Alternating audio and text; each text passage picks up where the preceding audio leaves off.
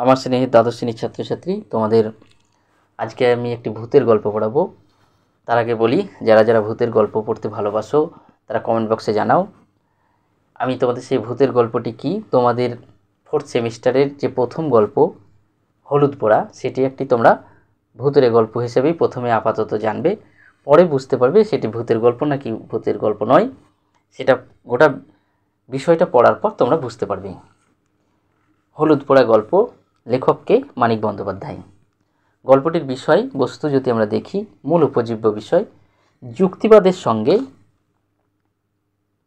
কুসংস্কারের দ্বন্দ্ব, শেষে কুসংস্কারের জয়, এবং ধীরেন বলে এক ব্যক্তি যে বিজ্ঞানের ছাত্র হয়েও শেষে বেলায় 10 চক্রে সে ভগবানের মতো, ভগবান যেমন ভূত হয়ে যায় তেমনি ধীরেন যুক্তিবাদী হয়েও, বিজ্ঞানের ছাত্র হয়েও সে একদিন ভূতে পরিণত হবে। সেই ভূতে পরিণত হওয়ার কাহিনী হচ্ছে হলুদ পোড়া গল্প। গল্পটাতে কি দেখা যাবে? একটা গ্রাম্য পরিবেশের বাস্তব কুসংস্কারের ছবি, গ্রাম্য পরিবেশের তৎকালীন হিংসা, খুন, জখম, ভুতুড়ে পরিবেশ, একটি থমথমে পরিবেশ, সমস্ত কিছুর বাস্তব এবং জীবন্ত ছবিকে মানিক বন্দ্যোপাধ্যায় তুলে ধরেছেন এই হলুদ পোড়া গল্পে। উৎস 1945 খ্রিস্টাব্দের মানিক বন্দ্যোপাধ্যায়ের হলুদ পোড়া নামক একটি গল্প গ্রন্থ, যাতে মোট 10টি গল্প ছিল। সেই 10টি গল্পের মধ্যে প্রথম যে গল্পটি তোমাদের পাঠ্যের অন্তর্গত সেটি হচ্ছে হলুদ পোড়া। লেখককে মানিক বন্দ্যোপাধ্যায়, আসল নাম প্রবোধ কুমার বন্দ্যোপাধ্যায়। এই ছিল তোমাদের কিছু তথ্য। বেশ, গল্পটিতে দেখো, শুরু করি। প্রথমে দেখো, সে বছর কার্তিক মাসের মাঝামাঝি 3 দিন আগে পরে গায়ে দুটো খুন হয়ে গেল। দেখো, কার্তিক মাসের সময়টা ছিল কার্তিক মাস। কার্তিক মাসের মাঝামাঝি সময়ে গ্রামে 3 দিন আগে পরে একটি কি হলো, জোড়া খুন হয়ে গেল। খুন হয়ে যাওয়ার পর কী হয়েছে, সেই খুন, যাদের খুন হয়েছে যে দুটো ব্যক্তির, তাদের মধ্যে দেখো লেখক বর্ণনা দিচ্ছেন, একজন মাঝ বয়সী জোয়ান মধ্যপুরুষ এবং 16-17 বছরের একটি রোগা ভীরু মেয়ে।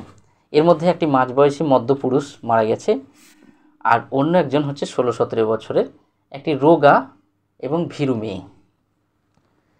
এই দুটি মেয়ে 3 দিন আগে পরে, ছেলেটি, মাঝ বয়সী ছেলেটি আর মেয়েটি 3 দিন আগে পরে জোড়া খুন হয়ে গেছে। পরিবেশ, গ্রামের পরিবেশ একবারে থমথমে হয়ে আছে। প্রথম একবারে লাইনেই তোমরা খুঁজে পাচ্ছ গ্রামের এক থমথমে পরিবেশ জোড়া খুনকে কেন্দ্র করে। বেশ, তারপরে দেখো, গায়ের দক্ষিণে ঘোষেদের মজা পুকুরের ধারে একটা মরা গজারি গাছ বহুকাল থেকে দাঁড়িয়ে আছে। দক্ষিণে দেখো কি বলছে, এখানে একটি দক্ষিণে ঘোষেদের মজা পুকুর। মজা পুকুর মানে যে পুকুরটা কাদায় মর্ত হয়ে গেছে এবং অনেক কচুরিপানা এই সমস্ত ধরো হয়ে যাওয়ার পর যে পুকুরটা খারাপ হয়ে গেছে, এক কথায় সেই পুকুরগুলিকে বলা হয় মজা পুকুর। মজা বলতে তোমরা ভাবো না যে আনন্দ করছে, সেই মজা না, এটা খারাপ, পুকুরটা খারাপ হয়ে গেছে সেই জন্য বলছে মজা পুকুর।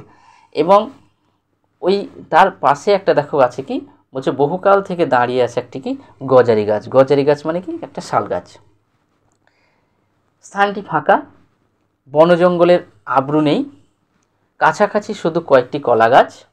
ওই গজারি গাছটার নিচে একদিন বলাই চক্রবর্তীর মোড়ে পড়ে থাকতে দেখা গেল। কাকে? বলাই চক্রবর্তীকে মোড়ে পড়ে থাকতে দেখা গেল। ওই যেখানে গজারি গাছটা আছে, ওই গজারি গাছের নিচে যেখানে দেখো একজন মাঝ বয়সী জোয়ান মধ্যপুরুষ বলছিল, সেই মধ্যপুরুষটা কে? সে হচ্ছে বলাই চক্রবর্তী, যে কোথায় পড়ে আছে? গজারি গাছটার নিচে। মাথাটা আটচির হয়ে ফেটে গেছে, খুব সম্ভব অনেকগুলি লাঠির আঘাতে। এখানে আটচির বলতে 8 খণ্ড ভাববে না, এখানে তোমরা যে আটচির ভাববে যে 8 ফালি হয়ে গেছে, অর্থাৎ অনেকগুলো 8টা ভাগে টুকরো টুকরো হয়ে গেছে। কিসের জন্য? লাঠির আঘাতে তাকে, অনেকগুলো লাঠির আঘাতে তাকে আটচির করে, 8 ফালি করে সেই বলাই চক্রবর্তী ওই গাজারি গাছটার নিচে পড়ে আছে, মরে পড়ে আছে। অর্থাৎ এটি বলাই চক্রবর্তীকে খুন করা হয়েছে। বেশ, তারপরে দেখো, চারিদিকে হইচই পড়ে গেল, লোক বিস্মিত হলো না। বলাই চক্রবর্তীর এই রকম অপমৃত্যুতেই আশেপাশের 10টা গাঁয়ের লোক প্রত্যাশা করেছিল। অর্থাৎ বোঝা যাচ্ছে দেখো বলাই চক্রবর্তী মরে গেছে, তাতে হইচই কিছু পড়েনি। কারণ লোকটি মোটেই ভালো ছিল না। বলছে সে বলাই চক্রবর্তীর অপমৃত্যুই আশেপাশের 10টা গাঁয়ের লোক প্রত্যাশা করেছিল, বলছে তার এই যে খুনে মারা যাবে এটাই সকলে আশা করেছিল। তারপর বোঝা যাচ্ছে যে বলাই চক্রবর্তী মোটেই লোক ভালো ছিলেন না। অন্যপক্ষে শুভ্রা মেয়েটি খুন হওয়া নিয়ে হইচই হলো কম, কিন্তু মানুষের বিস্ময় ও কৌতূহলের সীমা রইল না। যে শুভ্রা মারা গেছে, যে একটি রোগা ভীরু মেয়ে, তার নাম হচ্ছে শুভ্রা, এই শুভ্রা সে মারা যাতে হইচই কম হয়েছে, কিন্তু মানুষের অনেকেই তার মনে জানার ইচ্ছা, বিস্ময় এবং কৌতূহলের সীমা রইল না তাকে কেন্দ্র করে, তার মৃত্যুটিকে কেন্দ্র করে। গেরস্থ ঘরে সাধারণ ঘরোয়া মেয়ে, গায়ের লোকের চোখের সামনে 8-10টি মেয়ের মতো বড় হয়েছে। বিয়ের পর শ্বশুর বাড়ি গেছে এবং মাসখানেক আগে যথারীতি বাপের বাড়ি ফিরে এসেছে ছেলে বিয়োবার জন্য। তাহলে বোঝা যাচ্ছে যে শুভ্রা বিয়ে হয়ে গেছে মাসখানেক, অন্যান্য মেয়েদের মতো সেই 8-10টা মেয়েদের মতো বেড়ে উঠেছে গ্রামেই। সে গ্রামের মেয়ে, খুব সহজ সরল মেয়েটি, এবং সেই মেয়েটি শ্বশুরবাড়ি বিয়ে হয়ে গেছে। শ্বশুরবাড়ি থেকে বাপের বাড়ি এসছে কিসের জন্য? ছেলে বিয়োবার জন্য। অর্থাৎ ছেলে বিয়োবার বলতে এখানে দেখো একটা গ্রামীণ ভাষা, ফয়েডীয় মনোবিকলন তত্ত্ব যেহেতু পাওয়া যায়, ফয়েডীয় মনোবিকলন এই সমস্ত কথাগুলি মানিক বন্দ্যোপাধ্যায় তুলে ধরেন, এগুলি মানিক বন্দ্যোপাধ্যায়ের সাহিত্যের বৈশিষ্ট্য। তাই সেখানে বিয়োবার জন্য, অর্থাৎ সে বাচ্চা হবার জন্য সে শ্বশুরবাড়ি এসছে। পাশের বাড়ির মেয়েরা পর্যন্ত কোনো দিন কল্পনা করা ছুতো পায়নি যে মেয়েটার জীবনে খাপছাড়া কিছু লুকোনো ছিল। এমন ভয়াবহ পরিণামের নাটকীয় উপাদান সঞ্চিত হয়েছিল। গায়ে সব শেষের সাজের বাতিটি বোধহয় যখন সবে জ্বালা হয়েছে, তখন বাড়ির পিছনে ডোবার ঘাটে শুভ্রার মতো মেয়েকে কে বা কারা যেন গলা টিপে মেরে রেখে যাবে ভেবে উঠতে না পেরে গা শুদ্ধ লোকে যেন অপ্রস্তুত হইয়া রইল। দেখো সেই মেয়েটি যখন বলছে সে বাচ্চা হওয়ার জন্য যখন বাপের বাড়ি এসছে, অনেকে ধরো মারা যাওয়ার পর অনেকে অনেক রকম ভাবে যে হয়তো তার প্রেম প্রীতি আছে, হয়তো এইভাবে মারা গেছে, শ্বশুরবাড়িতে হয়তো কোনো রকম গণ্ডগোল হয়েছে, নানাজন ভাবনি চিন্তা করছে। কিন্তু সেটার ব্যাপার পর যখন সেই মেয়েটি নিয়ে যখন আলোচনা এরকম, সেই মেয়েটি বলছে যে কোনো দিন কল্পনা করা ছুতো পায়নি যে তাকে নিয়ে অনেকে বলে যে এরকম মেয়েটা ভালো ছিল না, দুশ্চরিত্র ছিল, এইভাবে ওর মেয়েটা মারা গেছে। কিন্তু সেরকম কোনো ঘটনা তার ইতিহাস মৃত্যুর পেছনে খুঁজে পাওয়া যায়নি। সে যখন দেখো বলছে শেষে গ্রামের শেষের সাঁঝের বাতিটি যখন ঠিক সন্ধ্যাবেলায় আমাদের যখন সন্ধ্যা প্রদীপ দেওয়া হয় ঠিক শেষ হয়েছে, সেই টাইমে সন্ধ্যার দিকে সাঁঝের প্রদীপ যখন একটু জ্বালানো হয়েছে, তখন কি পিছনের বাড়ির ডোবাতে ওই শুভ্রার মতো মেয়েকে কে বা কারা গলা টিপে হত্যা করে মেরে ফেলে গিয়েছে। ঠিক আছে, তারপরে দেখো বছর দেড়েক মেয়েটা শ্বশুর বাড়ি ছিল। মেয়েটা মানে কে? শুভ্রা বছর দেড়েক শ্বশুরবাড়িতে ছিল। গায়ের লোকের চোখের আড়ালে সেখানে কি এই ভয়ানক অঘটনের ভূমিকা গড়ে উঠেছিল? সবাই ভাবছে হয়তো শ্বশুরবাড়িতে কোনো কিছু ওর মৃত্যুর জন্য হয়তো শ্বশুরবাড়ির লোকের সঙ্গে কিছু গণ্ডগোল হতে পারে, তারাও হয়তো মারতে পারে। কিন্তু তার মৃত্যুর ইতিহাস, তাকে যে হত্যা করেছে তার ইতিহাস সম্পর্কে ভাবছে যে শ্বশুরবাড়িতে ছিল অনেক দিন ধরেই, তাহলে শ্বশুরবাড়িতেই সে তার মৃত্যুর জন্য কোনো কারণ রচিত হয়েছিল কিনা সেটা নিয়ে মানুষের গুজব অর্থাৎ কানাকানি হতেই শুরু করেছে। দেখো দুটো খুনের মধ্যে কি কোনো যোগাযোগ আছে? 20-30 বছরের মধ্যে গায়ের কেউ তেমনভাবে জখম পর্যন্ত হয়নি। যখন হলো পরপর একেবারে খুন হয়ে গেল দুটো, তার একটি পুরুষ অপরটি যুবতী নারী। দুটি খুনের মধ্যে সম্পর্ক আবিষ্কার করার জন্য প্রাণ সকলে ছটপট করে। কিন্তু বলাই চক্রবর্তী শুভ্রাকে কবে শুধু চোখের দেখা দেখেছিল, তাও গায়ের কেউ মনে করতে পারেন না। একটুখানি বাস্তব সত্যের খাদের অভাবে নানা জনের কল্পনা অনুমানগুলি গুজব হয়ে উঠতে মুচড়ে যায়।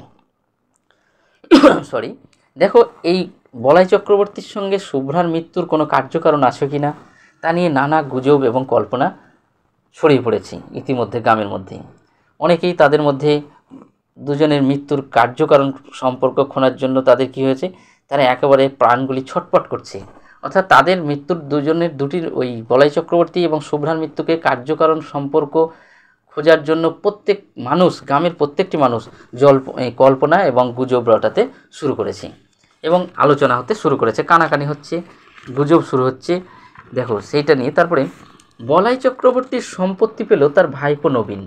যখন বলাই চক্রবর্তী মারা গেল তখন বলাই চক্রবর্তীর কেউ ছিল না, ছেলে পেলে, তাই তার ভাইপো নবীন সেই সম্পত্তির মালিক হলো। তাহলে নবীনকে বলাই চক্রবর্তীর ভাইপো, যে সম্পত্তির বর্তমানে মালিক। 40 টাকার চাকরি ছেড়ে শহর থেকে সপরিবারে গায়ে এসে ক্রমাগত কোচার খুঁটে চশমার কাঁচ মুছতে মুছতে সে পাড়ার লোককে বলতে লাগলো, 50 টাকা রিওয়ার্ড ঘোষণা করছি। কাকাকে যারা অমন মার মেরেছে তাদের যদি ফাঁসি কাঠে ঝুলোতে না পারি। সে বলছে দেখো, নবীন যখন তার ভাইপো নবীন এসছে, সে 40 টাকা চাকরি ছেড়ে শহর থেকে তার ভাই কাকার সম্পত্তি নেওয়ার জন্য গ্রামে চলে এসেছে। সেই গ্রামে এসে সে একটি রীতিমতো নবীন অভিনয় করছে। তোমার চশমার যে তোমার কাপড়ের কোচার সেই খুঁটো দিয়ে চোখটাকে চশমা মুছতে মুছতে সে বলছে 50 টাকা পুরস্কার করা হবে, দেওয়া হবে যদি কাকার মৃত্যুর মানে খুনিকে, যে কাকাকে হত্যা করেছে সেই খুনিকে যদি কেউ বের করে দিতে পারে তাকে ক টাকা দেওয়া হবে। বলছে 50 টাকা রিওয়ার্ড দেওয়া হবে, অর্থাৎ পুরস্কার দেওয়া হবে। আর প্রতিজ্ঞা করছে, রীতিমতো নাটকীয় অভিনয় করছে নবীন। নবীন বলছে যে যারা আমার কাকাকে মেরেছে তাদের ফাঁসি কাঠে আমি ঝুলবই। কিন্তু দেখো, চশমার কাঁচের বদলে মাঝে মাঝে কোচার খুঁটে সে নিজের চোখও মুছতে লাগলো। ঠিক 21 দিন গায়ে বাস করার পর নবীনের স্ত্রী দামিনী সন্ধ্যাবেলা লণ্ঠন হাতে রান্নাঘর থেকে উঠোন পার হয়ে শোবার ঘরে যাচ্ছেন। কোথা থেকে অতি মৃদু একটা দমকা বাতাস বাড়ির পূব কোণে তেঁতুল গাছের পাতাকে নাড়া দিয়ে তার গায়ে এসে লাগলো। দামিনীর হাতের লণ্ঠন ছিটকে গিয়ে পড়ল দক্ষিণের ঘরের দাওয়ায়। উঠোনে আছড়ে পড়ে হাত পা ছুটতে ছুটতে দামিনী দাঁতে দাঁত লেগে গেল। দালানের আনাচে কানাচে ঝোড়ো হাওয়ায় যেমন গুমড়ে গুমড়ে কাঁদে, দামিনী আওয়াজ করতে লাগলো সেই রকম। ওই যখন একটু 21 দিন পর যখন সে দামিনী করছে কি, সন্ধ্যাবেলায় দামিনী হচ্ছে নবীনের স্ত্রী, অর্থাৎ বলাই চক্রবর্তীর ভাইপো বউ। সে রান্নাঘর থেকে লণ্ঠন নিয়ে যখন শোবার ঘরে যাচ্ছে তখন দেখো বলছে পূব কোণ থেকে একটা দমকা বাতাস তেঁতুল গাছের পাতাকে নাড়া দিয়ে তাকে যখন লেগেছে, রীতিমতো একটা ভয়াবহ ভুতুরে পরিবেশ তৈরি করেছে। সেই ক্ষেত্রে দামিনী ওই বাতাসটাতে হাত পা ছুঁড়ে তার ওই যে লণ্ঠনটা ছিটকে পড়ে গেল, সে একবারে দাঁত লেগে গেল। সে গুমড়ে গুমড়ে আওয়াজ করতে লাগলো একটা মুখে, সে মুখে চিৎকার মতো গুমড়ে গুমড়ে একটা আওয়াজ করতে লাগলো। যেমন বলছে দেখো, দালানের আনাচে কানাচে ঝড়ো হাওয়াগুলো যেমন আছে, একটা শব্দ দেখবে ঝড়ো আওয়াজ এলে, সেই রকম সে দাঁত লেগে গিয়ে সে সেইভাবে চিৎকার করতে লাগলো। চিৎকার মানে আওয়াজ করতে লাগলো মুখে। একেবারে ভুতুরে পরিবেশ, কুসংস্কারে জর্জরিত সমাজ চিত্র যদি প্রথমে দেখতে পাও, এটা দেখতে পাবে যে তখন ওই যে কুসংস্কার একবারে গোটা গ্রামটাকে আষ্টে পৃষ্ঠে জড়িয়ে ধরেছে। সেইখানে দেখো, আর চারিদিকে একটি ভুতুরে ভয়াবহ পরিবেশ। এটা হচ্ছে তার সমাজচিত্র। শুভ্রার দাদা ধীরেন স্থানীয় স্কুলে মাস্টারি করে। এই গল্পের দেখো নায়ক হিসাবে যদি আমরা ধরি, শুভ্রার দাদা ধীরেন স্থানীয় স্কুলে মাস্টারি করে। গায়ে সে একমাত্র ডাক্তার পাস না করা ডাক্তার। ফিজিক্সে অনার্স নিয়ে বিএসসি পাস করে 7 বছর গায়ের স্কুলে জিওগ্রাফি পড়াচ্ছে। কেমন অদ্ভুত ব্যাপার দেখো, সে বিএসসি পাস করেছে, সায়েন্সের ছাত্র, 7 বছর গায়ের স্কুলে কি করছে জিওগ্রাফি অর্থাৎ ভূগোল পড়াচ্ছে। এগুলো দেখো তোমাদের কাছে কেমন একটা খাপছাড়া এবং বেমানান লাগবে যে সায়েন্সের ছাত্র কেন সে ভূগোল পড়াচ্ছে। তা নয়, সে ফেল করা ডাক্তার, আবার ডাক্তারি করবে। দেখো তাহলে সে ফেল করা ডাক্তার, গ্রামে পাস না করা একমাত্র ডাক্তার সেই, সায়েন্সের ছাত্র, অথচ ভূগোল পড়াচ্ছে। কিন্তু দেখো, প্রথম দিকে প্রবল উৎসাহের সঙ্গে 47খানা বই নিয়ে লাইব্রেরি, 7 জন ছেলেকে নিয়ে তরুণ সমিতি, বই পড়ে সাধারণ রোগে বিনামূল্যে ডাক্তারি এসব আরম্ভ করেছিল। অর্থাৎ ধীরেন, শুভ্রার দাদা, সে খুব শিক্ষিত ছেলে এবং সে সমাজসেবী, সে গ্রামের লোকজনকে সে একটা লাইব্রেরি খুলেছে, তরুণ সমিতি করেছে, বিনামূল্যে ওষুধ দিয়ে সকলকে চিকিৎসা করছে। অর্থাৎ সে যুক্তিবাদের এবং বিজ্ঞানের শুভ দিকগুলিকে প্রসার করার চেষ্টা করছে। কে? এই ধীরেন, শুভ্রার দাদা ধীরেন। সে গ্রামে ওই কুসংস্কারগ্রস্ত ভূতগ্রস্ত গ্রামটিকে সে বিজ্ঞানের আলোয় আলোকিত করতে চাইছে, তাই সে বিভিন্ন রকম সমাজসেবামূলক কাজে নিয়োজিত হয়েছে। গেও একটি মেয়েকে বিয়ে করে 2 বছরে 4টি ছেলে মেয়ের জন্ম হওয়ায় এখন অনেকটা ঝিমিয়ে গেছে। লাইব্রেরির বই এর সংখ্যা 300-তে উঠে থেমে গেছে। তার নিজের সম্পত্তি হিসাবে বইয়ের আলমারি তার বাড়িতেই বন্ধ হয়ে থাকে। চাঁদা কেউ দেয় না, তবে 2-4 জন পড়া বই আর একবার পড়ার জন্য মাঝে মাঝে চেয়ে নিয়ে যায়। বছরে 2-3 বার তরুণ সমিতির মিটিং হয়। 4 আনা 8 আনা ফি নিয়ে এখন সে ডাক্তারি করে ওষুধও বিক্রি করে। অর্থাৎ সে এখন মাঝে মধ্যে ফেল করা ডাক্তার হয়েও মাঝে মধ্যে সে ওষুধ বিক্রি করছে। অর্থাৎ সে একজন সমাজসেবী মানুষ, সে সমাজকে ভালো করতে চায়, সে বিজ্ঞান এবং যুক্তিবাদী মানুষ। এই হচ্ছে ধীরেনের প্রথম পরিচয়। নেক্সট দেখো, ধীরেনকে যখন ডেকে আনা হলো, কলসি কলসি জল ঢেলে দামিনীর মূর্ছা ভাঙা হয়েছে, কিন্তু সে তাকাচ্ছে অর্থহীন দৃষ্টিতে, আপন মনে হাসছে আর কাঁদছে, এবং যারা তাকে ধরে রেখেছিল তাদের আঁচড়ে কামড়ে পালিয়ে যাবার চেষ্টা করছে।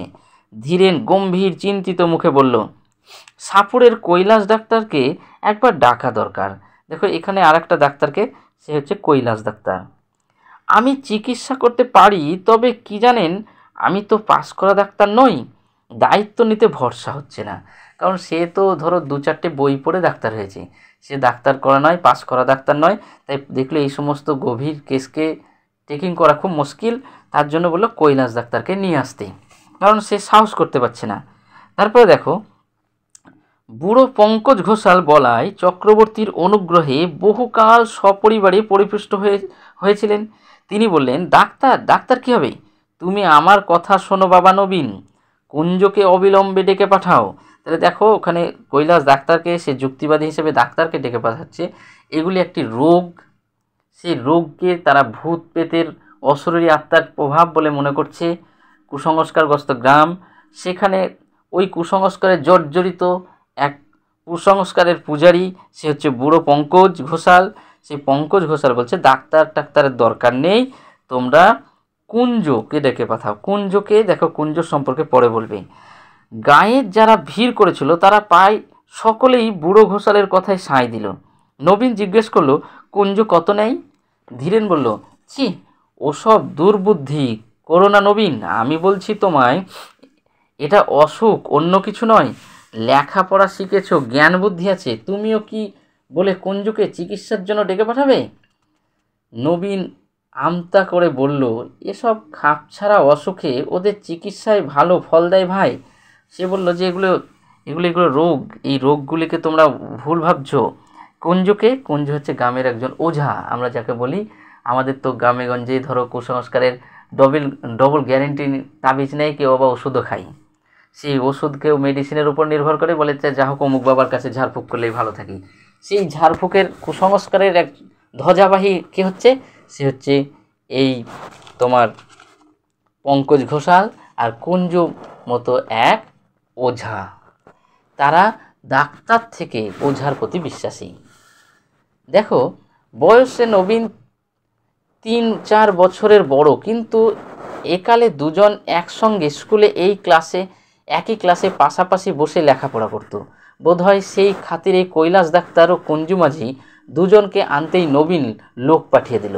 সে যখন দেখলো যে সবাই, আমি বারবারই বলেছি 10 চক্রে ভগবান ভূত, তখন দেখলো যে নবীন করলো কি, যে ধীরেন যে দেখলো কুঞ্জু মাঝিকে এবং কৈলাস ডাক্তার দুজনকেই ডাকতে পাঠিয়ে দিল। কুঞ্জ আগে এলো, লোক পৌঁছাবার আগেই সে খবর পেয়েছিল চক্রবর্তীদের বুকে অন্ধকারে অশরীরী শক্তি আয়ত্ত করেছে। কুঞ্জ আগেই খবর পেয়ে গেছে যে চক্রবর্তীদের বাড়ির বউকে একটা কোনো অশরীরী শক্তি অর্থাৎ ভূতে পেয়েছে। সেটা হচ্ছে কি, কুঞ্জ নাম করা গুণী, সে একজন গুণী ব্যক্তি। এখানে দেখো কুঞ্জর পরিচয় দিচ্ছেন। সরি। তারপর গুণপনা দেখবার লোভে আরও অনেকে এসে ভিড় বাড়িয়ে দিল। সে তার যে গুণীন, যে সে ঝাড়াবে কীভাবে, সে নাকি অনেক কিছু ভূত তাড়াতে পারে, নানা রকম গুণী মানুষ, তার সেই কী রকম গুণ আছে সে দেখার জন্য লোক ভিড় করেছে। ভর সাজে ভর করেছেন, সহজে ছাড়বেন না, ওই বলে সকলকে ভয় দেখিয়ে সঙ্গে সঙ্গে আবার অভয় দিয়ে কুঞ্জ বলল, তবে ছাড়তে হবেই, শেষ তক কুঞ্জ মাঝির সাথে তো চালাকি চলবে না।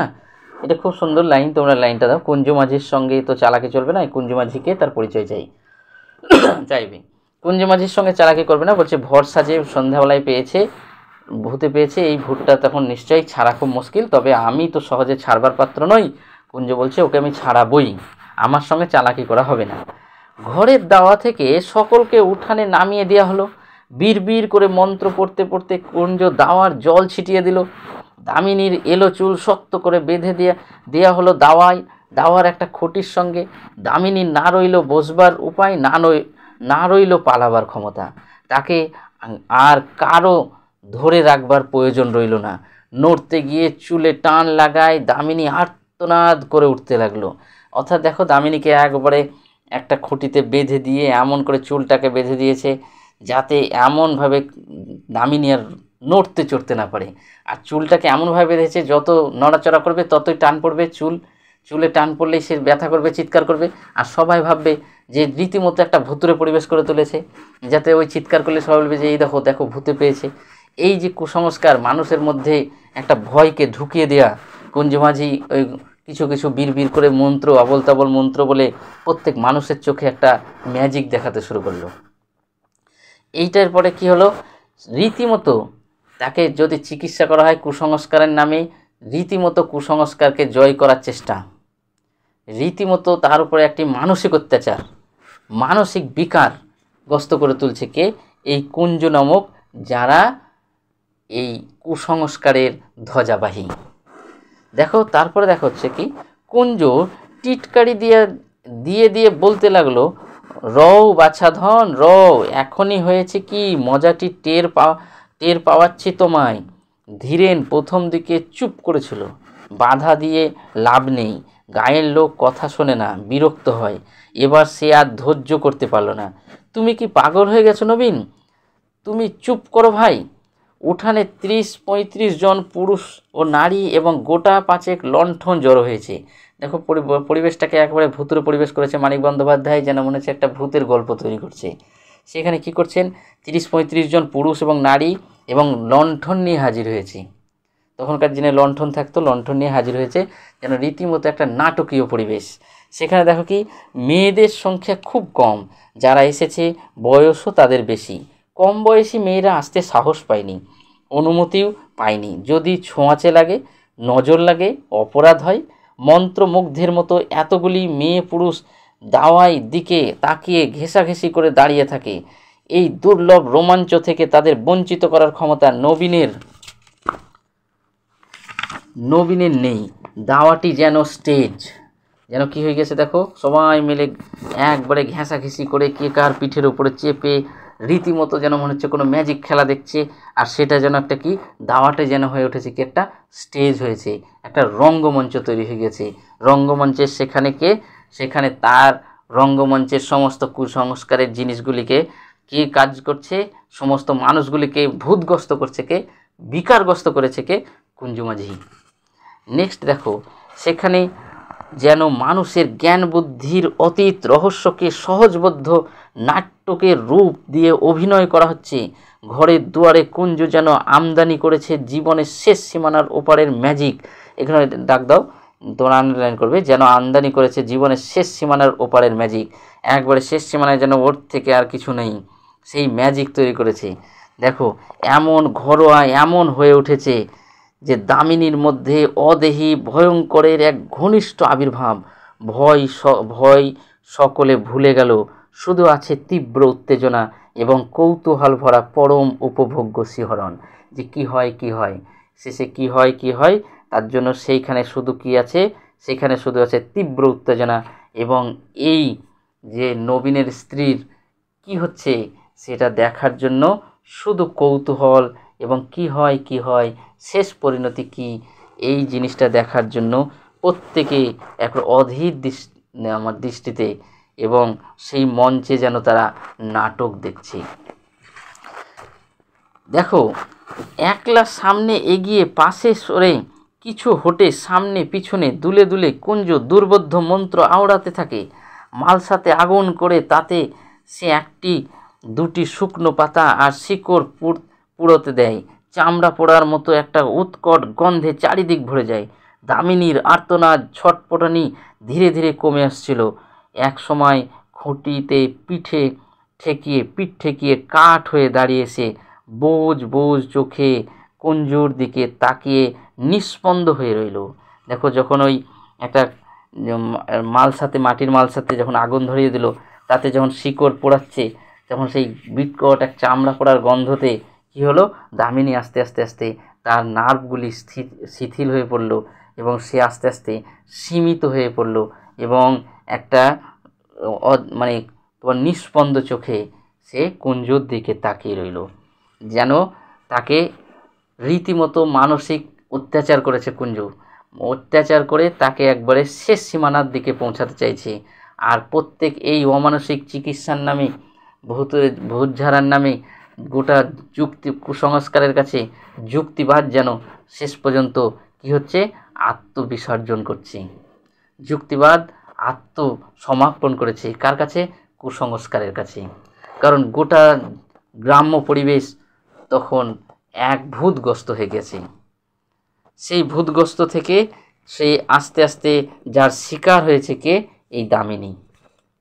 দেখো, তখন একটা কাঁচা হলুদ পুড়িয়ে, যে কারণে দেখো নাম দিচ্ছে হলুদ পোড়া, এখানে কাঁচা হলুদ পোড়াচ্ছে কুঞ্জ মাঝি। তখন একটা কাঁচা হলুদ পুড়িয়ে কুঞ্জ তার নাকের কাছে ধরল। দামিনী ঢুলু ঢুলু চোখ ধীরে ধীরে বিস্ফোরিত হয়ে উঠলো। যখন ওটা ধরলো তখন চোখগুলি বড় বড় হয়ে উঠেছে, বিস্ফোরিত মনে হচ্ছে আগুন ঝরছে, যেন সর্বাঙ্গে ঘন ঘন শিহরণ বয়ে যেতে লাগলো। এমনি যদি কাউকে ধোঁয়ার কাছে রাখা হয় তাহলে তার চোখগুলি বড় বড় হয়ে যায় জল পড়ে পড়ে, এবং সে আস্তে আস্তে কী হয়, তার গা হাত পা সর্বাঙ্গ কাঁপতে থাকে। দামিনীরও সে তাই হয়েছে। দেখো, সেই ক্ষেত্রে কে তুই? বল, তুই কে? আমি শুভ্রা গো, শুভ্রা, আমার মেরো না। এই যে কিভাবে সেই দামিনী যে কেন শুভ্রার নাম করলো, এটা প্রত্যেক পাঠককে ভাবায়।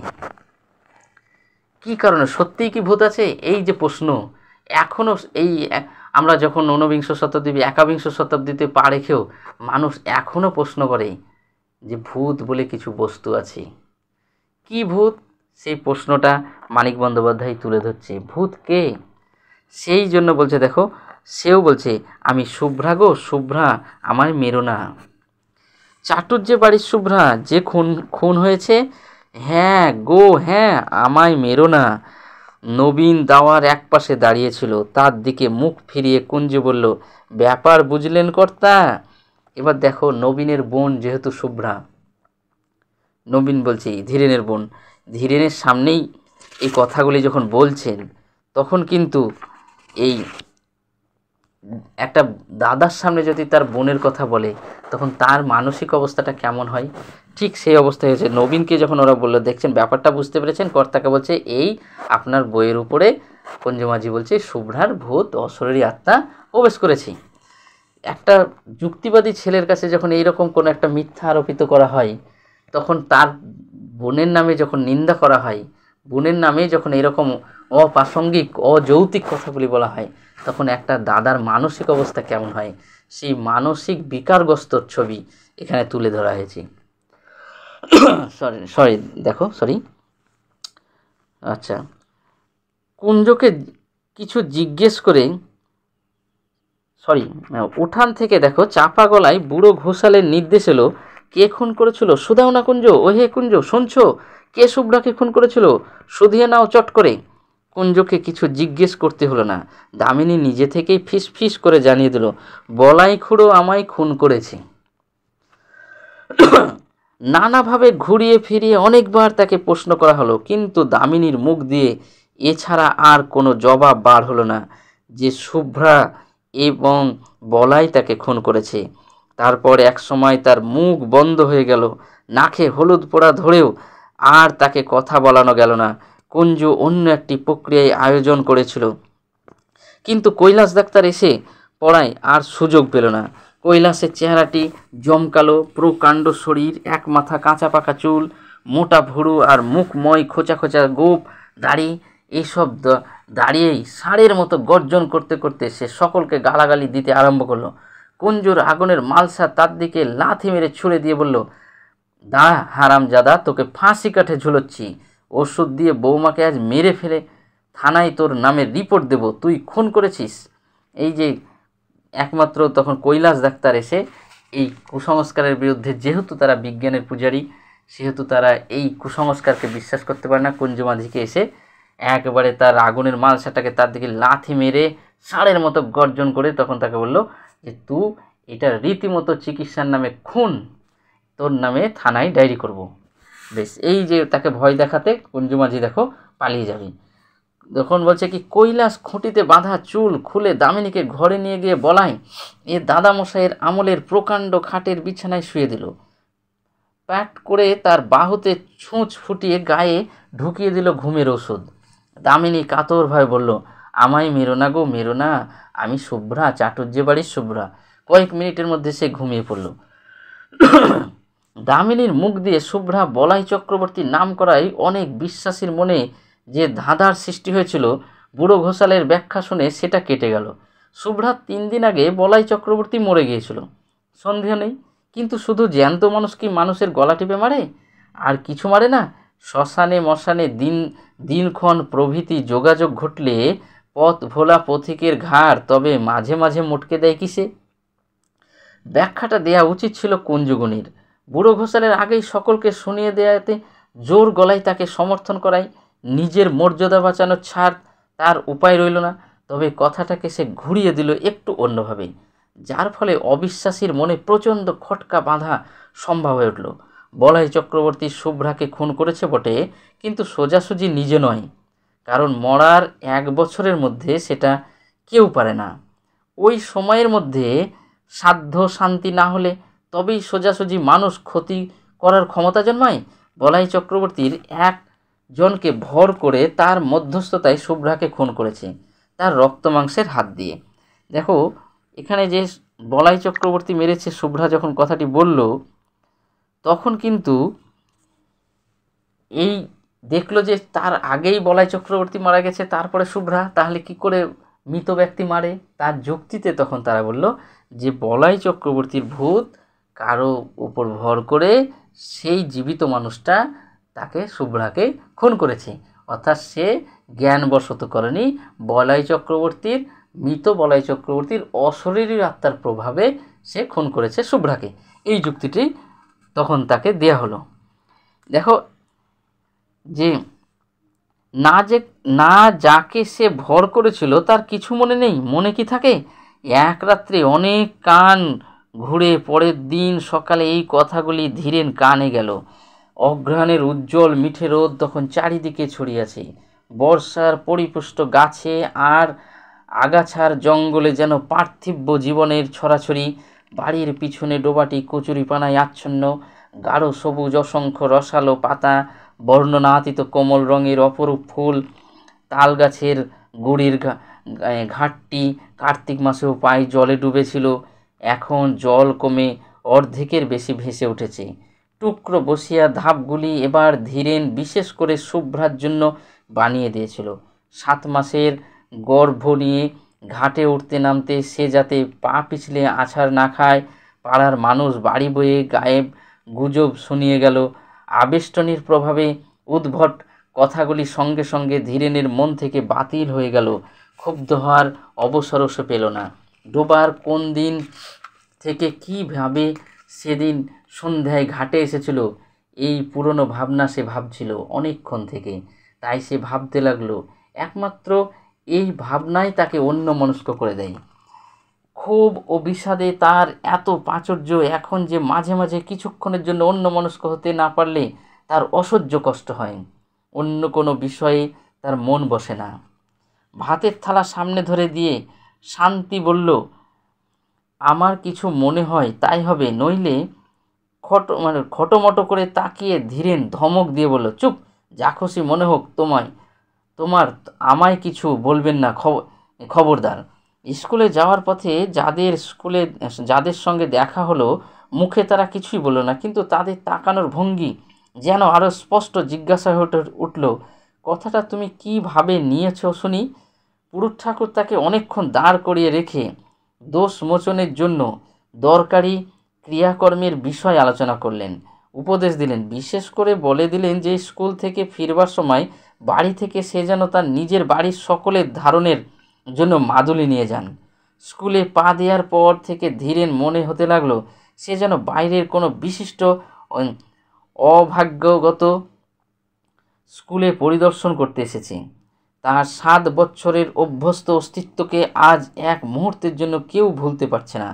এখানে দেখো, তাকে যে শুভ্রার যে মারা গেছে, এইখানে সেই কথাটা শোনার পর ধীরেনকে যেন তারা পুরোহিত মশাই, গ্রামের লোক চারিদিকে 10 চক্রে তাকে কী করছে, ভূত করে তুলছে, তাকে তাবিজ নিয়ে যেতে বলছে, তাকে নানা রকম ক্রিয়াকলাপ করতে বলছেন যাতে শুভ্রার বিদায় হয় ভূতটা।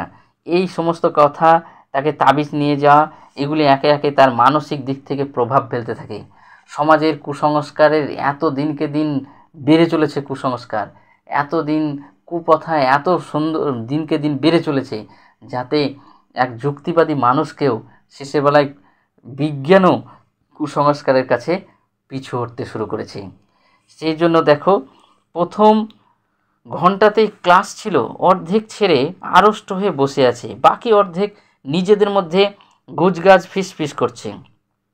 নিজেকে জীবন্ত ব্যাঙের মতো মনে হচ্ছিল। বইয়ের পাতায় চোখ রেখে ধীরেন পড়াতে লাগলো, চোখে তুলে ছেলেদের দিকে তাকাতে পারল না। ঘন্টা কাবার হতেই হেডমাস্টার ডেকে পাঠালেন, তুমি 1 মাসের ছুটি নাও ধীরেন। সে দিনকে দিন কেমন যেন হতে শুরু করেছে, তাই হেডমাস্টার তাকে বলল যে যেহেতু তার মানসিক বিকারগ্রস্ত হতে শুরু করেছে, তার জন্য বলল তুমি 1 মাস ছুটি নাও। দেখো, মথুরবাবু এইমাত্র বলে গেলেন আজ থেকেই ছুটি পাবে, আজ আর তোমার পড়িয়ে কাজ নেই। মথুরবাবু স্কুলের সেক্রেটারি, মথুরবাবুকে স্কুলের সেক্রেটারি, সে বললো যে 1 মাস ছুটি নাও। কারণ কি, যেহেতু তার পড়াশোনা দেখছে, পড়াশোনায় সে কাজে মন বসছে না, কাজে মন না লাগার জন্য সে যেহেতু দিনকে দিন কেমন হয়ে যেতে শুরু করেছে, এর জন্য স্কুলের সেক্রেটারি মথুরবাবু তাকে বলে যে কিছুদিন, এবং হেডমাস্টার বললেন যে 1 মাস ছুটি নাও। ঠিক আছে, হেডমাস্টার ডেকে বললো যে 1 মাস ছুটি নাও, এবং মথুরবাবু বললো দেখো আজকে থেকে ছুটি নাও, আজ তোমার পড়িয়ে কাজ নেই। দেখো, মথুরবাবু এই কথাটি বলল। তারপর বলছে দেখো কি, মথুরবাবু স্কুলের সেক্রেটারি মাইল খানেক পথ হাঁটলেন, তার বাড়ি পাওয়া যায়। চলতে চলতেই মাঝপথে ধীরেনের মাথাটা কেমন ঘুরে উঠল। কদিন থেকে হঠাৎ চেতনায় ঝাঁকি লেগে মাথাটা তার এই রকম ঘুরে উঠেছে। চিন্তায় অনুভূতির আকস্মিক পরিবর্তনের সঙ্গে এই ঝাঁকি লাগে, অথবা এমনই ঝাঁকি লেগে তার চিন্তা অনুভূতি বদলে যায়। এই সমস্ত প্রতিদিন যদি মানসিক টর্চার হয়, এই মানসিক টর্চারে কী হয়, তার মধ্যে অনেক সময় ঝাঁকি লাগে, অর্থাৎ তার মনের দিক থেকে প্রেশারগুলো কমে যায়, তার প্রেশারের জন্য তখন মাথা ঘুরতে থাকে, একটা করে ঝাঁকুনি লাগে, সেই কী হচ্ছে, ঝাঁকি লাগে তার কিসের জন্য, চিন্তা অনুভূতির বদলে যায়। যখনই এই সমস্ত বাইরের যে সমস্ত চিন্তাগুলি, যেগুলি আস্তে আস্তে মানসিক দিক থেকে বিকারগ্রস্ত করে তোলে, তখন কি হয়, তার চিন্তা শক্তি এবং অনুভূতিগুলি দিনকে দিন বদল হতে শুরু করে, সেগুলি চেঞ্জ হতে শুরু করে। তাই তোমার ধীরেনের দিনকে দিন সেই চিন্তা অনুভূতিগুলি বদলে যেতে শুরু করলো। গাছতলায় কিছুক্ষণ বিশ্রাম করে সে বাড়ির দিকে পা বাড়ালো। মথুরবাবু এখন হয়তো খেয়ে দিয়ে বিশ্রাম করছেন, এখন তাকে বিরক্ত করা উচিত হবে না। স্কুল থেকে তাড়িয়ে দেওয়া হয়নি, 1 মাসের ছুটি দেওয়া হয়েছে। 1 মাসের মধ্যে মথুরবাবুর সঙ্গে দেখা করার অনেক সময় সে পাবে। আজ গিয়ে হাতে পায়ে না ধরাই ভালো। মথুরবাবু যদি দয়া হয়, যদি তিনি বুঝতে পারেন যে তার বোন খুন হয়েছে বলে দামিনীর ঘোষণার ফলে তার বোনের কাল্পনিক কেলেঙ্কারি নিয়ে চারিদিকে হইচই হচ্ছে বলে তাকে দোষী করা উচিত নয়, তাহলে মুশকিল হতে পারে। ছুটি বাতিল করে কাল থেকে কাজে যাবার অনুমতি হয়তো তিনি দিয়ে বসবেন। এতক্ষণ খেয়াল হয়নি, এখন সে বুঝতে পেরেছে নিয়মিতভাবে প্রতিদিন স্কুলে ছেলেদের পড়াশোনার ক্ষমতা তার আর নেই। মথুরবাবুর সামনে গিয়ে দাঁড়াতে লজ্জা হচ্ছে। চেনা মানুষের সঙ্গে দেখা হয়ে যাবার ভয়ে সে মাঠের পথে ধরে বাড়ি চলেছে। বাড়ি গিয়ে ঘরের মধ্যে লুকোতে হবে। দুর্বল শরীরটা বিছানায় লুটিয়ে দিয়ে ভারী মাথাটা বালিশে রাখতে হবে। সে আস্তে আস্তে কী হচ্ছে দেখো, সমাজ থেকে নিজেকে গুটিয়ে নিচ্ছে। সে মথুরবাবুর সামনে লজ্জায় দাঁড়াতে পারছে না। সে বলেছে যেহেতু সে দামিনী ভূত পেয়েছে, এই যে কেলেঙ্কারি তার বোনের নামে, এই কেলেঙ্কারিটাকে সে তার কাছে কেলেঙ্কারির জন্য তাকে নিজেকে সে অপরাধী ভাবছে। এই অপরাধী ভাবার জন্য সে মথুরবাবুর সামনে দাঁড়াতে পারছে না, চেনা মানুষদের সামনে মাথা তুলে দাঁড়াতে পারছে না। বাড়ির মাঠের পথ ধরে বাড়ি যাচ্ছে এবং কি করছে, বাড়িতে গিয়ে ঘরের মধ্যে লুকিয়ে থাকছে। শরীরটা বিছানায় দুর্বল শরীরটাকে বিছানায় লুটিয়ে দিয়ে ভারী মাথাটাকে বালিশে রাখছে। এই যে তার দিনকে দিন এক অদ্ভুত আচরণ শুরু হয়েছে, যাতে কি হচ্ছে, ধীরেন আস্তে আস্তে কুসংস্কারের কাছে আত্মসমর্পণ করছে। 10 জনের প্রত্যেকের চাপে, প্রত্যেকের সমাজে যদি সভায় যদি একদিকে চলে, একই রেখায় একই সরল রেখায় চলে, কুসংস্কারের এমনই একটি শক্তি, যে শক্তি কী করে, বিজ্ঞানকে দূরীভূত করে দেয়। বিজ্ঞানকে কুসংস্কারের বিরাজালে বিজ্ঞানও একদিন হার মানতে বাধ্য হয় যদি সঠিক প্রতিবাদ না হয়। ধীরেন তার প্রতিক্রিয়ায় তার কি হচ্ছে, ধীরেন তার অন্যতম দৃষ্টান্ত। ধীরেন কি করছে, ধীরেন আস্তে আস্তে যুক্তিবাদের কাছে, ধীরেন বিজ্ঞান মনস্ক ধীরেন আস্তে আস্তে কুসংস্কারের কাছে আত্মসমর্পণ করছে এই লাইনগুলির মাধ্যমে। দেখো, সারা দুপুর ঘরের মধ্যে শুয়ে বসে ছটপট করে কাটিয়ে শেষ বেলায় ধীরেন উঠানে বেরিয়ে এলো। মাজা বাসন হাতে নিয়ে শান্তি ঘাট থেকে উঠে আসছিল। ডোবার মধ্যে প্রচণ্ড বাঁশ ঝাড়টার ছায়ার মানুষের মতো কি যেন একটা নড়াচড়া করছে। ধীরেন আর্তনাদ করে উঠল, কে ওখানে, কে? দেখো, আস্তে আস্তে মানসিক বিকারগ্রস্ত হয়ে ধীরেনও এবার ভূতের প্রতি বিশ্বাস করতে শুরু করেছে, যে ভূত বলে কোনো বস্তু আছে। সে কী করছে দেখো, শান্তির হাতের বাসন ঝনঝন শব্দে পড়ে গেল। উঠপড়ি করে কাছে ছুটে এসে ভয়ার্ত কণ্ঠে সে জিজ্ঞাসা করলো, কোথায়, কে, কোনখানে? বাঁশঝাড় থেকে চেনা গলায় আওয়াজ এলো, আমি মাস্টার বাবু বাঁশ কাটছি। কে তোকে বাঁশ কাটতে বলেছে? শান্তি বলল, আমি বলেছি।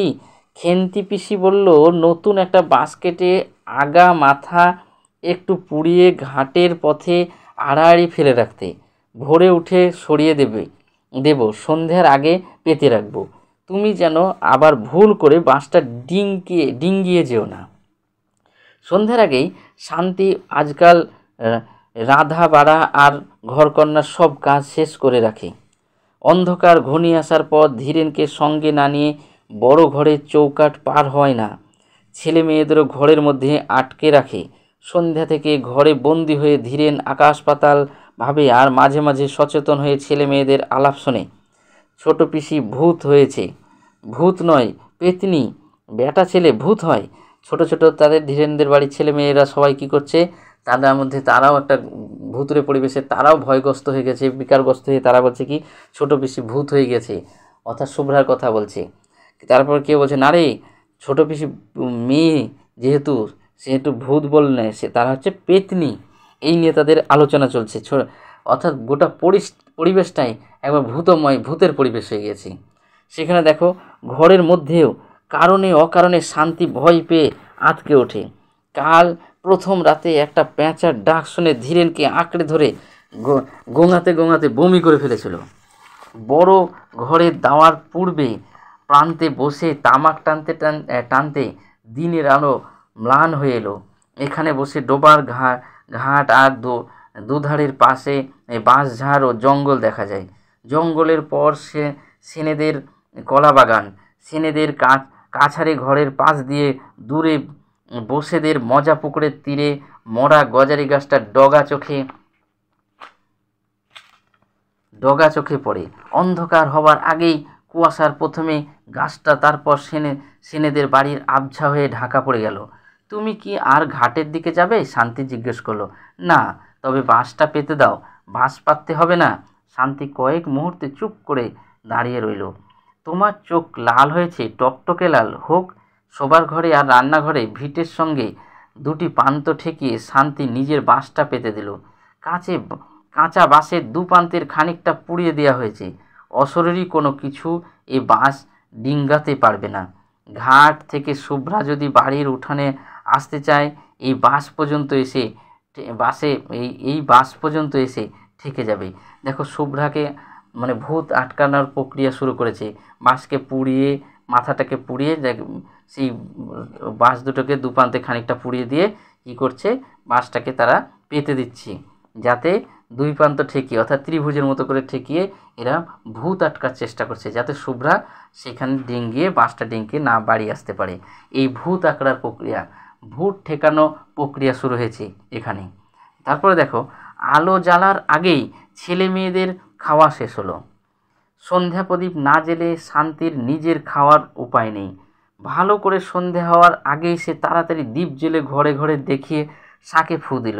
10 মিনিটের মধ্যে নিজে খেয়ে ধীরেনের ভাত বেড়ে ঢাকা দিয়ে রেখে রান্নাঘরে তোলা দিয়ে কাপড় ছেড়ে ঘরে গিয়ে ঢুকলো। বিকালে আজ কাল সে মাছ রান্না করে না, এঁটো কাটা নাকি অশরীরী আত্মাকে আকর্ষণ করে। খাওয়ার হাঙ্গামা খুব সংক্ষেপে, সহজে এবং অল্প সময় হয়ে যায়। ঘরে আসবে না, না তখনও আকাশ থেকে আলোর শেষ আভাসটুকু মুছে যায়নি। 2-3 দিন তারা দেখা দিয়েছে, আরও কয়েকটি দেখা দিতে দিতে আবার হারিয়ে যাচ্ছে। আর 1 মিনিট 2 মিনিটের মধ্যে রাত্রি শুরু হয়ে যাবে। জীবিতের সঙ্গে মৃতের সংযোগ স্থাপনের সবচেয়ে প্রশস্ত সময় সন্ধ্যা। দেখো এই লাইনটি তোমরা পড়বে। জীবিতের সঙ্গে মৃতের অর্থাৎ আমাদের যারা জীবিত মানুষ তাদের সঙ্গে মৃত ব্যক্তির সুন্দর মানে একসঙ্গে সংযোগ স্থাপনের সময় হচ্ছে কোনটা, সব থেকে গুরুত্বপূর্ণ সময় সন্ধ্যা বলে সবাই আমাদের স্বীকার করে, অর্থাৎ সন্ধ্যা রাতে। তার আগে দেখো বলেছে সাজ সন্ধ্যায় দেখো ভর করেছে, একটা লাইন থাকবে দেখো সেখানে। দেখো সন্ধ্যাকে ওরা এই লাইনটাকে বলছে সন্ধ্যা হবে। তাহলে যেহেতু সন্ধ্যা হতে শুরু করেছে তাই তারা খাওয়া দাওয়া খুব তাড়াতাড়ি শুরু করে ফেলেছে হাঙ্গামার মাধ্যমে। এবং তারপরে দেখো ভর সন্ধ্যায় শুভ্রা দামিনীকে আশ্রয় করেছিল। আজ সন্ধ্যা পার হলে রাত্রি আরম্ভ হয়ে গেল। চেষ্টা করে শুভ্রা হয়তো তার সঙ্গে কথা বলতে পারবে না। আর দেরি না করে এক্ষুনি শুভ্রাকে সুযোগ দেওয়া উচিত। চোরের মতো ভিটে থেকে নেমে বাঁশ ডিঙ্কিয়ে ধীরেন পা টিপে টিপে ডোবার মাঠের দিকে এগিয়ে গেল। অদ্ভুত বিকৃত করায় ডাক শুনে শান্তি লণ্ঠন হাতে ঘর থেকে বেরিয়ে এলো। বাসের উপরে দাঁড়িয়ে হিংস্র জন্তুর চাপা গর্জনের মতো গম্ভীর আওয়াজ ধীরেন তার নিজের নাম ধরে ডাকাডাকি করছে। গেঞ্জি আর কাপড়ে কাদা রক্তমাখা, ঠোঁট থেকে চিবুক বেয়ে ফোঁটা ফোঁটা রক্ত গড়িয়ে পড়েছে। বাসটা সরিয়ে দাও, ডিঙ্গিয়ে এসো, বাসটা ডিঙ্গিয়ে চলে এসো। কি হয়েছে, পড়ে গেছে নাকি? ডিঙ্গোতে পারছি না, বাস সরিয়ে দাও। বাস ডিঙ্গাতে পারছ না, মাটিতে শোয়ানো বাস। শান্তির আর এতটুকু সন্দেহ রইল না। আকাশ চেরা তীক্ষ্ণ গলায় আর্তনাদের পর আর্তনাদ শুরু করে দিল। তারপর প্রতিবেশী এলো, পাড়ার লোক এলো, গায়ের লোক এলো, কুঞ্জু এলো। 3-4 কলস জল ঢেলে ধীরেনকে স্নান করিয়ে দেওয়ার খুঁটির সঙ্গে তাকে বেঁধে ফেলা হলো। মন্ত্র পড়ে জল ছিটিয়ে মালসার আগুন পাতা শিকড় পুড়িয়ে ঘণ্টাখানিক চেষ্টায় ধীরেনকে কুঞ্জু নিঝুম করে ফেলল।